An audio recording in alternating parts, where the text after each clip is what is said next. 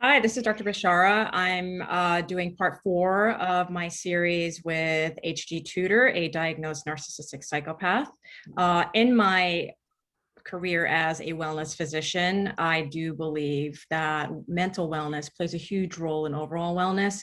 And so many people are involved in relationships that are toxic and not even realizing. And this is romantic, work-related, familial. So I'm really grateful for HG for providing so much input. And I'd like to continue questions for him so that he can enlighten us a little bit more about relationships and interactions with narcissistic psychopaths and narcissists as well.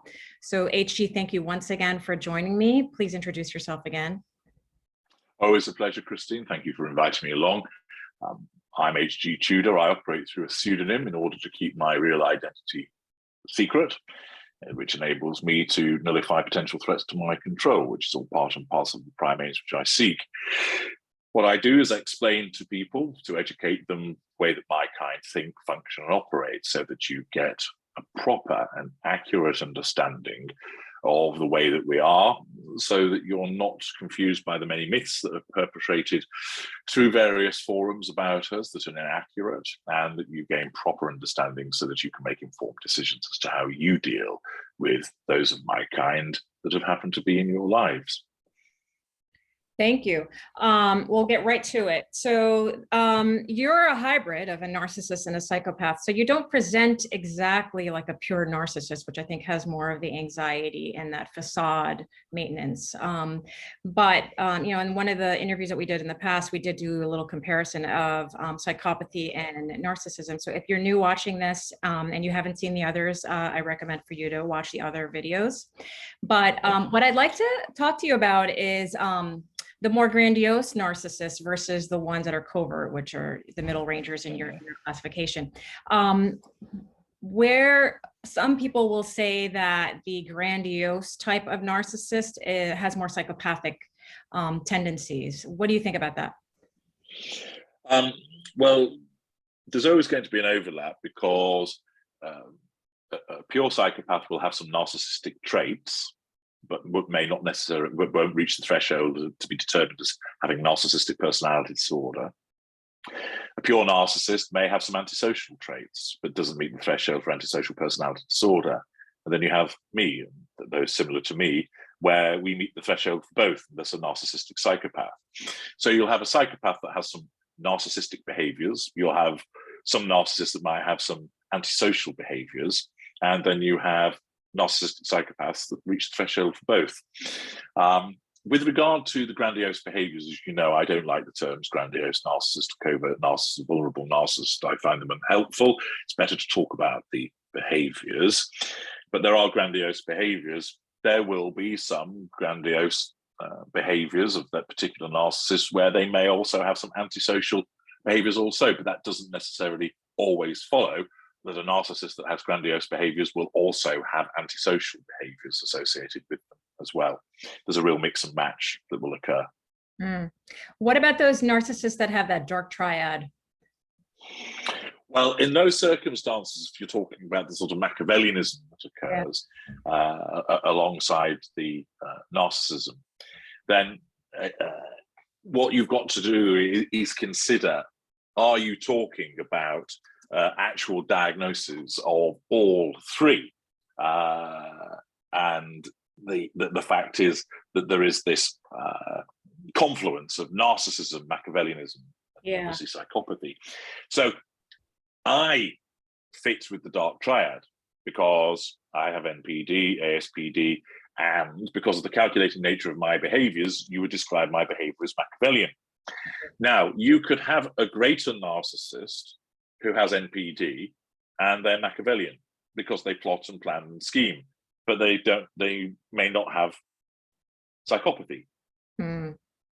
You won't have a lesser narcissist that has Machiavellianism, but you could have one that is both.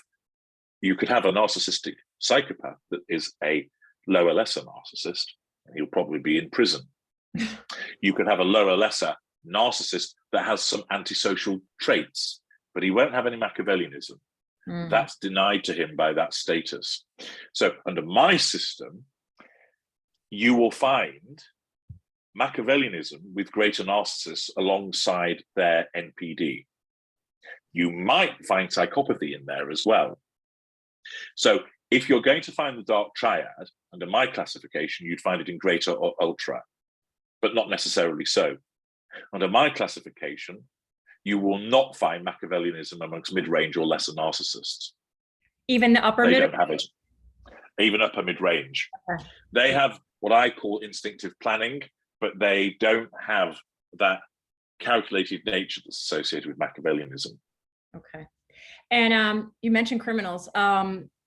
What do you think most criminals are? Do you think most are lesser narcissists or lesser narcissistic psychopaths? Most narcissists I'm talking hardcore criminals. So most criminals are mostly normal people that often have some mental health issues. Yeah. Some of those will be narcissists, but a lot of them aren't. So the fact is, we narcissists are overrepresented in the prison population. However, most criminals are not, there are more normals than there are narcissists because there are more normal people on the planet. So for instance, a normal person, he might, because there's more of them, he might suffer an erosion of his emotional empathy because his friend's stolen some money from him, so he beats him up. So then he's convicted of assault, but he's not a narcissist. Yeah. You may get somebody who actually is empathic and they believe that it's wrong that homosexuality is a crime. So they protest and they engage in civil disobedience. Yeah. And they're arrested for a public order offence. They have a criminal conviction, but they're not a narcissist. Of course, the more outspoken ones, both on right and left, invariably are narcissists. And what tends to happen is you have the narcissist that's the leader, that's the ringleader, and there'll be other narcissists in and around them, and then a lot of normals who are swayed by that behavior, where they wouldn't necessarily engage in the behavior themselves, but then they are subjected to that herd mentality. So in Britain, for there to be a riot, there has to be at least 12 people acting in concert, committing a particular type of behavior. Now, of those, they could be 12 normal people who are riled at the fact that a person of colour has been arrested and died in police custody. They feel this is another injustice against the Black community, the BME community, and therefore their emotional empathy for the police is reduced, so that they manifest their behaviour as riot. Yeah, exactly. None of them are narcissists. Or you could get a charismatic narcissist that stands in front on some hustings on a platform and causes people to engage in illegal strike action, which results in their criminal convictions. So the fact is, narcissists are overrepresented in the criminal population, or amongst criminals in the prison population as a proportion, but most are still normals because they're the largest population group on the planet. Yeah, makes sense. I'm curious what you think of Charles Manson. Was he a narcissistic psychopath? I would categorize him as such, yes. Yeah. And I'm just kind of, I don't expect you to have the answer to this, but all his followers, I'm just curious after hearing you talk about this, is I wonder if the majority of his followers are narcissists, normals, or empaths that kind of had their you will get a mix, you see, because it's often very tempting to think that narcissists will follow narcissists, but it's not, because I see this sometimes when an unaware mid-range narcissist tries to cause trouble on my various platforms, and immediately comes along and labels all of my followers as members of a cult and all narcissists themselves. Well, they're patently not, because as a matter of statistics, they can't be. Right. They just can't be. And then secondly, who are the primary victims of narcissists? Empaths. Therefore, they're the ones that are going to come and access them. Sure, my work does bring narcissists. Of course it does. It brings a number of unaware narcissists. But most of the people that access my work are empathic victims of narcissists. They're genuine victims.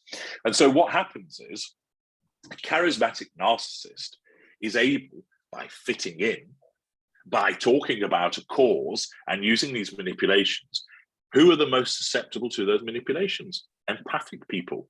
Now, the narcissist might have the occasional attack dog, which is another narcissist to use as a lieutenant to corral those followers. But often they might have a brainwashed empath who's completely bought in to what's happened to them. And you may have come across my interviews with Doug from Dazed But Not Confused. He found he's an empathic individual. He was sucked into Scientology. And he gives excellent insights on the constitution of the individuals that are in there. And invariably, at the top of the tree, you'll have the narcissists, or one narcissist that's the cult leader, and may have one or two others as the lieutenants. But also the lieutenants can be drawn from empaths. And as for the bulk of the followers, you'll get some normals in there, but a lot of the time, they're empathic individuals, because those are the ones that are most susceptible to the overtures of the narcissist. Yeah. And if you think about it, how many times does an empathic victim, when they come out the other side, look back on their behavior and go, oh my goodness, I can't believe what happened to me. I can't believe what I turned into. I look back at the way I behaved and I don't really recognize myself. That's what happens as a consequence of the sustained manipulations that you're subjected to, and the combination of those manipulations allied with your emotional thinking. Yeah, it's that erosion you talk about, right? The erosion of the emotional empathy, where you're kind of sucked in. Yeah.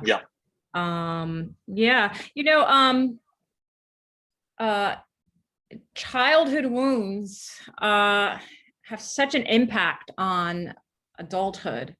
And also another reason why I continue to do these interviews with you, because I think we're going to have an epidemic of societal narcissists in the future, because we went from, and parents are only trying to do their best. They don't realize that they're harming their child, but it's like now we have these like helicopter parents and these entitled, they're entitling their kids and putting them on a pedestal and giving them everything they want. And again, is that lack of control environment. And then you're creating another narcissist, and a lot more narcissists in the world. And we really have to step up and start educating parents about, what really raising your child is. And no one's perfect, but it bothers. Well, the danger with such behavior that you've described there, it doesn't necessarily lead to a narcissist being created every time, because although you're creating a lack of control environment, of course, you need the genetic predisposition. So if there's no genetic predisposition, but an overly caring parent, misguided but honest, wraps their child in cotton wool and helicopters them, it creates a lack of control environment, and it may create a child that's narcissistic but not a narcissist, or a normal leads more towards narcissistic traits. But what it tends to do is it creates a backdrop whereby existing narcissists find it easier to move amongst everybody else. That the culture of instant gratification, the now culture, I am allowed to speak my mind and you're not allowed to contradict me. I have my safe space. And that all of those behaviors, some of which come from narcissists, but some of them come from non-narcissists that are being influenced by the narcissist at the outset. Let's take, for instance, the cult of the selfie. The selfie originated from narcissists. Why? Because it's a brilliant method of asserting control over people by saying, here's me in the Grand Canyon. Here's me by the Eiffel Tower. Here's me eating a taco. Here's me on Mount Everest. Here's me at the Leaning Tower of Pisa. Now, once upon a time, you might get the odd picture taken where you'd say to a passing tourist, would you mind taking a picture of me or me and my wife? Thank you very much. Right. And then you had to stop because you ran out of roll of film. And you were saving it more for the pictures that you were taking of everything else. Now, with more or less unlimited space on the phone, or a lot of space on the phone, I should say, people then can take lots and lots of pictures, and therefore it facilitates the narcissist by allowing ease of lots and lots of pictures of themselves, combine that with social media to say, look at me, look at me, look at me, look at me, look at me. Assertion of control, drawing of fuel. And then what happens is normal people and even some empathic people look at that and go, oh, that's quite cool. And the herd mentality prevails. Well, and of course, the narcissists, the prominent ones, they're setting the agenda. I see lots of people on social media taking pictures of themselves with that stupid duck pout, and they start following it. Why? Herd mentality. And then it creates the cult of the selfie, whereby lots and lots of people are doing it almost, well, everybody else is doing it, so why shouldn't I? Now, of course, Not all of those people are narcissists, far from it. But what's happening is that behavior, which originates from narcissists in the first instance, infects the behaviors of other people, doesn't make them narcissists, but it creates an environment which is more conducive to narcissists being able to do what we want. And that's the way the world has gone. It's producing more narcissists because the population's rising. It's producing more narcissists because we have more narcissists breeding and the lack of control environment, but it also has a more narcissistic but not narcissist society, because we are the ones that are repeatedly setting the agenda, and empathy fatigue. Because now, with the advent of 24-hour, round-the-clock television, social media, it's look at this poor person whose house has fallen down in an earthquake, look at this poor orphan who's starving. And those that have empathy, notably the normals and the empaths, it starts to become fatigued because there's this steady diet of being told, look at the woes of the world. Once upon a time, you actively had to go and find that for yourself. Now, it's thrust into your face through pin-sharp crikey vision. And for those with emotional empathy, it becomes eroded. So it starts to create this perfect storm. Those with empathy, they're not running out of it, but it's being reduced so that their own narcissistic behaviors might come to the fore, and that they regulate behavior in a different way. And society is more narcissistic as a whole, which allows my kind to get away with more. Yeah, no, it makes sense. You know, I'm thinking about you saying emotional fatigue. So, you know, when a catastrophe is reported on the news, and say, for example, a large number of people die from that, it doesn't have the same impact as the news reporting one person died from, you know, a horrible accident. And I think that's kind of, it's like you just become numb, right, to all this. Well, once upon a time, you would only really receive sort of reported news through maybe one news channel and a newspaper. Yeah. And they were selective as to what they would say. So you might not know anything about what would be going on in a certain part of Southeast Asia, because basically that newspaper would think, well, it's too far from home and readers aren't going to want to, they're not interested, and we are here to sell copies. So it has, if there's a tragedy on your doorstep, now you don't have tragedies on your doorstep every single day. You don't in your local community. But take, for instance, the mass shootings in the United States. True. There's a website that you can go on that lists them all. Yeah. They happen every single day, whether it's a father who's mentally unwell, who shoots his wife, shoots his children and turns the gun on himself. That's recorded as a mass shooting. Or somebody who walks into Walmart and opens fire. Now, not all of those are reported across national news. Why? Because they happen so often. But if you go and look for this information, which you're more able to do so because of social media and the internet, you'll see actually that all of these problems have existed for quite a long time. Indeed, the world is not as violent as it once was.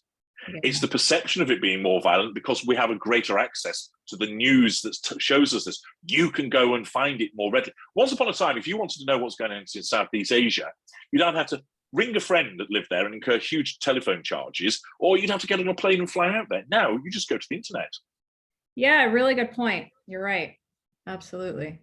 And I, you know, I don't know if that's good or bad. I just feel like we have this exposure to a narcissistic society now, where it's kind of breeding more little narcissists.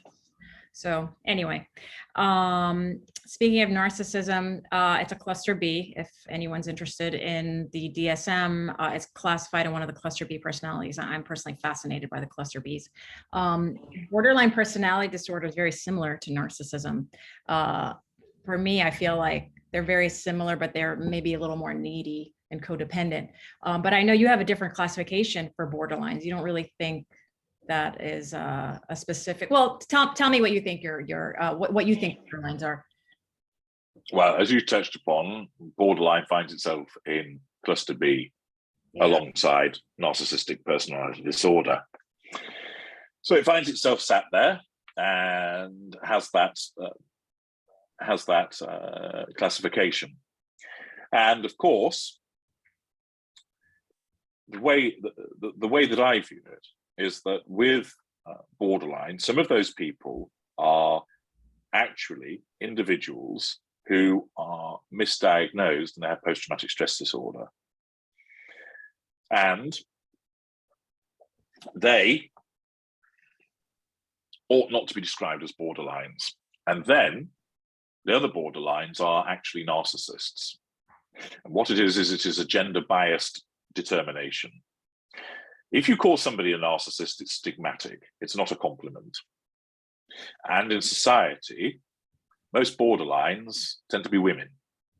And in society, it wants to believe that women are empathic, maturing, maternal, caring. Doesn't like the idea of a steely-eyed dealer of death that's uncaring and unfeeling. That role is largely, well, it's changed a little bit, it's largely left to men.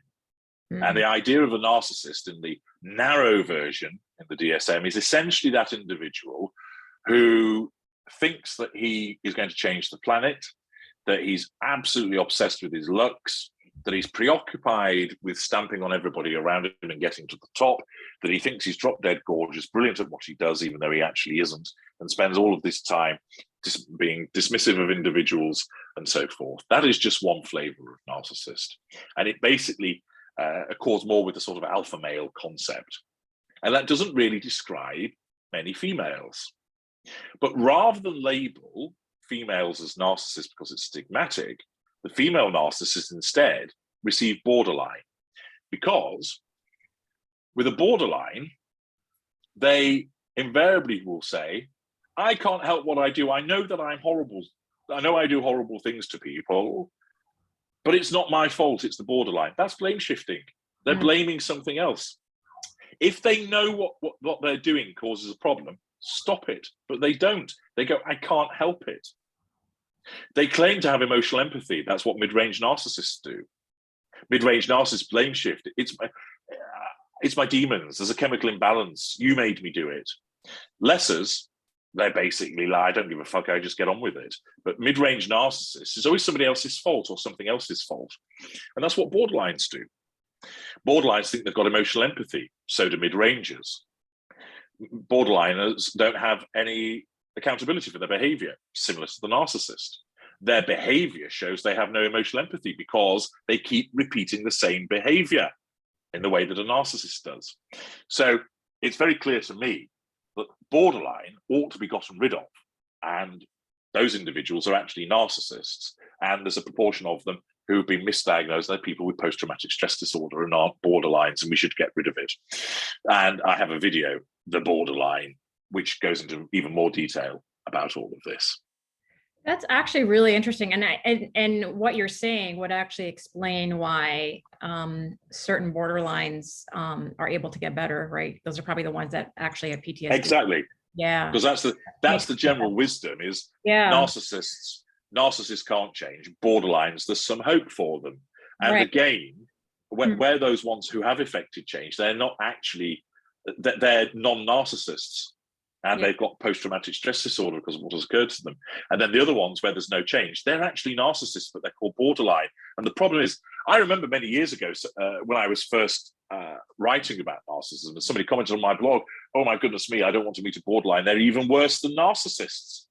And actually, in fact, no, it's just a different type of narcissist. You touched upon it, you know, the neediness that goes with it. So rather than being this sort of thrusting, the world can go F itself, you know, I eat what I kill, look at me, they're more like, don't leave me, and why are you being so mean to me, and please stay with me, etc.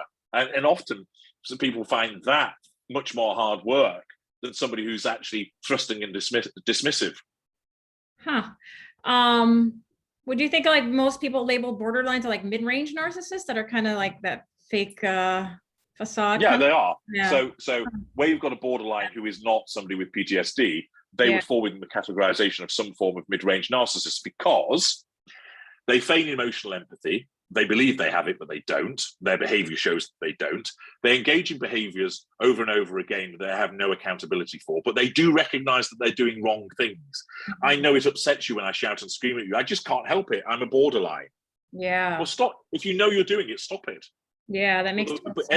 But every time you say that to them, they'll go, but I can't help it. Actually, but that's your narcissism talking, because when I say to you, take accountability, I'm threatening your innate need for control. So your narcissism immediately responds by going, but I can't do anything about it. I'm a borderline. And that's you rejecting my threat to control.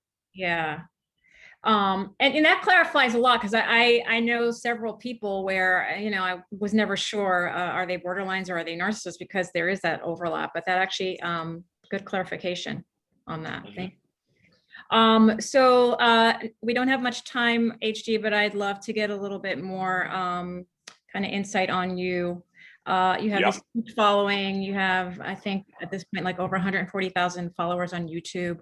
And your website, narcsite.com. And I know you have your knowledge vault, and so many people have access to your work, but no one knows who you are. So are you worried that someone in your private life, or someone that you know intimately or at work, kind of stumbles upon your work and says, hey, you know what, that voice sounds familiar, or wait a second? No, this is my voice that you can hear. The reason I'm not concerned by that is, first of all, although I have a lot of followers across the various platforms, as a percentage of the people on the planet, it's still pretty small. So as a matter of statistics, now that will go on. Now, there's a possibility that someone could come across it that knows me. So let's say, for instance, I'm called John Smith. I'm not, but we'll use that. Somebody might listen to watch one of my videos and go, and they might just think, you know, that sounds a bit like John. But they won't have any certainty, and here's why. First of all, they'll have a disconnect between the person that presents themselves to them and what they're hearing about. Secondly, although I talk about all the various things that have happened in my life, of course, I change names, I change the order of events, so certain things won't quite fit. Thirdly, I alter the pronunciation of certain words ever so slightly that would throw people off, so it would create uncertainty. And generally, if you think, for instance, that your friend, etc., a family member or the former boyfriend is a narcissistic psychopath, you'd rather not contemplate that was the case. So your mind is fighting against that, and it's much easier to go, nah, that's not him, than accept the reality of, actually, that is him. Also, I'm not concerned by it, because although, of course, there have been people in my former relationships who had an inkling that there was something not quite right about me, as one would say, or even in certain instances have used the labels to describe me, they would know far better than to go shouting out from the rooftops and say, actually, this is John Smith. Good point. You have that evil streak. Very good point. Well, yeah, some people perceive it as evil. I just see it as being effective. Yes, survival of the fittest, HG. Yeah. Okay, so what's going on with you? Are you currently in a relationship, and do you have romantic partners? And if so, I'm assuming they have no clue as to who you are. Yes, I have a girlfriend, so I have a romantic relationship, and the individual concerned knows that I have edge, if I can describe it that way, but doesn't know what I am. And it's not the case that we spend oodles of time together because of what we both do professionally. So it provides the opportunity to be together, but with orbits that aren't sort of folded in within one another, which means that the potential for devaluation is staved off to a greater degree, because it doesn't create the boredom that's ordinarily there. So, and the individual concerned certainly is able to conduct herself in a particular way, where I think probably she has repeated dealings with my kind, but perhaps doesn't realize it. And I think that kind of shapes the way that she functions and operates with me. So a sort of analogy would be with the late Queen Elizabeth II. She may not ever know that she dealt with narcissists, but she will have done repeatedly by virtue of who she is. And she learned how to deal with them in a particular way. And so with my girlfriend, I know for a fact, because of what she does, that she has dealt with my kind in other arenas. And it seems to me that kind of shapes her behavior a little bit towards me also, which means that she's not going to threaten my control in a way that somebody who had less understanding of such matters without fully knowing what it is they're dealing with would. Is she an empath? Yes. What kind of empath do you think she is? Super magnet. Okay, very interesting. So graders are more attracted to the supers, right? All narcissists are attracted to super empaths, but of course, those lower down the scale struggle to control them. Makes sense. And do you have an intimate partner secondary source? Not one that I'm currently knocking her hip out, no. Although there are ones which are shelved. I see. And do you know how many you have shelved right now? Curious.